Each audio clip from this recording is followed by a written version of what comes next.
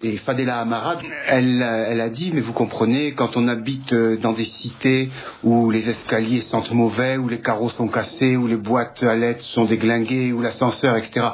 Mais bon, la première question, c'est qui a cassé tout ça? On leur a pas fourni. La plupart de ces cités-là, notamment je pense à Sarcelles, à Nanterre, ont été construites à l'origine pour accueillir les pieds noirs, dans les années 60.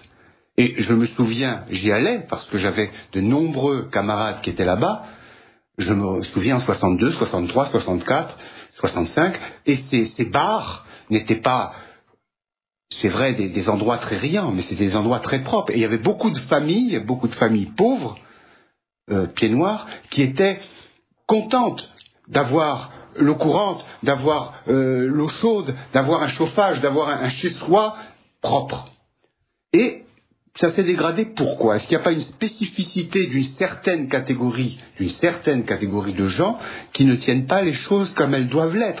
Je prenais l'exemple que Bernard, je pense, a en tête, c'est dans le 13e arrondissement, ce qu'on appelle le Chinatown, qui était des barres d'immeubles, des immeubles très hauts, qui à l'origine étaient habités par des immigrés venant de l'autre côté de la Méditerranée. Et au fil des années, ce sont des Vietnamiens et des Chinois qui sont venus et qui ont repris un petit peu, qui ont poussé petit à petit ces gens qui étaient là, qui les ont repoussés un peu plus loin et qui ont repris ces barres d'immeubles. J'y vais très souvent parce que j'ai une grande affection pour les Vietnamiens et pour la cuisine chinoise. Eh bien, ces immeubles sont impeccables.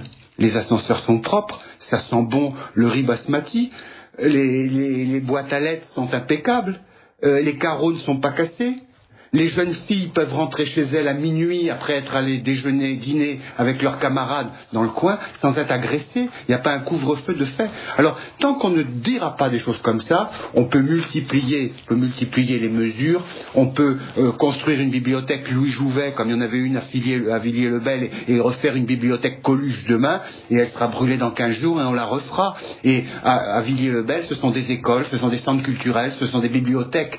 Alors, on ne peut pas, dans le même temps, dire vous comprenez, ils vivent dans des conditions déplorables, et quand ces conditions sont normales, et ces cités-là bénéficient par rapport à d'autres cités de conditions exceptionnelles d'équipement, on aide les chefs d'entreprise à s'y établir, on essaie de faire une animation de quartier, on transforme parfois même les policiers en assistantes sociales. Il y a des mesures qui ne servent à rien. Alors il y a un moment où il faut se demander pourquoi. Et Fadela Amara ne devrait pas se demander pourquoi les carreaux sont cassés, mais qui les casse. Voilà.